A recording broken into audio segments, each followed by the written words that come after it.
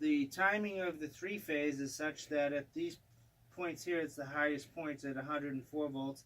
That would give you between A and B, B and C, or C and A, you'd have 208 volts peak to peak voltages, or 120 to your neutral. On a motor, it's a tough diagram here to see, but basically you have, on a motor, you have the terminals tied off together. You'll see on the motors how you can change the windings. What they do, if you look at it, is say, okay, there's only one voltage rating on the motor, well, technically then there's only 3 windings. But if there's a dual rated motor that you could do, okay, it'll work at 208 or it'll work at 480. You have 2 coils. You have a low voltage coil and a high voltage coil, and it depends on whether or not you parallel or put them in series. And you'll see how the connections of them being, if you parallel them, you'd have terminals 4, 5, and 6 together. If you're in series, then you'll see that it's all the odd numbers are together and the even numbers are together. And that's what I tried to draw out here, which came out to be a mess. I'm going to show you another little board here that has some more info. Is there any questions on any of this? So 3-phase. I think we continue on right now. So we jump over from how it all happens. The magic happens with the alternator spinning around. It's creating a waveform. That waveform is now being put into the wire, so the wire doesn't have to twist around. Inside the wire, you have a north-south, north-south, north-south, north-south going on in the wire. That north-south, north-south allows us to create higher or lower voltages depending upon how many windings one side of a transformer has to the other. And we call this the ratio. So if we had 10 coils on the top and 100 coils on the bottom, you divide these together and you come out with a 10-to-1 ratio. So our X would be low. It doesn't matter on a transformer generally whether you can, if you bring your power side into the low, you're going to step the voltage up. If you bring your power side into the high, you're going to step the voltage down. On the transformers, if you have, again, what I was explaining, like with the motors, the same thing. We have 2 windings. We could make one side be a lower voltage, one side be a higher voltage by how we connect the windings together. If we were to take the odds and put X1 and X3 together and X2 and X4 together, you would see that you would be in fact paralleling set of windings. You would get double the amperage and only the rated voltage of each one of the windings.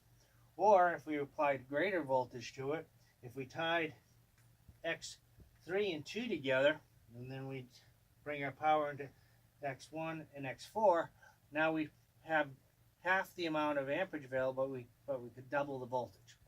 The same thing happens here. We could come in with say we wanted to step the power down. We had 480 and we'll say that these were 240 volt coils. If we tied H2 to H3, we'd bring our power into H1, H4, and then on our output we could sit there and say, well, if we only wanted to have 120 volts, but we wanted to have more amps, well, then we go X1, X3, and then connect X2 and X4 together, and you would see that you have these 2 coils being paralleled. You'd get double the amperage there, and you'd have a 480 input with a 120 output. Now we have a couple of funny things that we can do with transformers.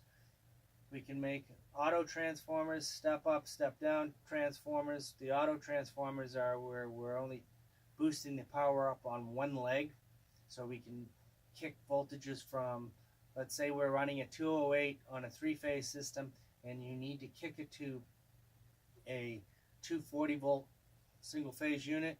We could actually take a 32 volt transformer and stick it on to that connection, and we could bump one side of that leg up and you would get the 240.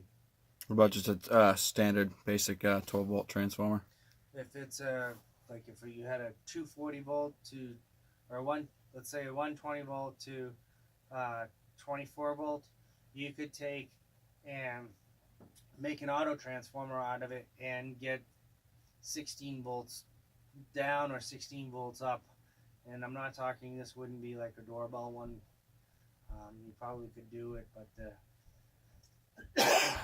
the amperage is going to be so low you couldn't really do anything effective with it. But you could take a 16 volt transformer and you could lower the voltage down by 16 or kick it up by 16. So it's all in the principle that, yeah, you could do it. Any questions on how? On a transformer, what they do is they have your windings, and then they have layers of laminated soft metal. The soft metal allows the magnetism to flow through it better.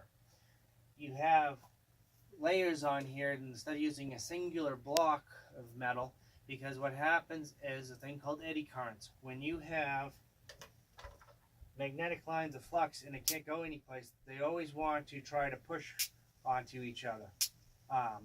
So it gets to a point where these magnets are fighting each other right now. If you can see it, it spins in a circle because it never gets to get released out of the material. So if you thought about it, if you took and slammed a ball around a billiards table that didn't have any pockets in it, and you slam the ball around, it's going to go around and around, keep on going around. It creates a lot of energy and it doesn't do anything. Well, when something's moving and doing a lot of energy, it creates heat. That's the byproduct of something moving, is friction, is heat. That's why when you have a knockout and for your ground wire, you have to ground it when you go through the metal panel so that the metal panel doesn't receive all of the electricity that's going through that wire, because that wire is going to become a transformer. So what they found was if they put these in layers, instead of having one big huge thing of eddy currents going on, they would have small little ones, and the small little ones didn't do as much harm and didn't heat the transformer up as much as if it had one big block. If you feel the transformer and it's hot, that hot heat is basically from the laminate cores, from the eddy currents going through those pieces of metal, and that's what's making it hot.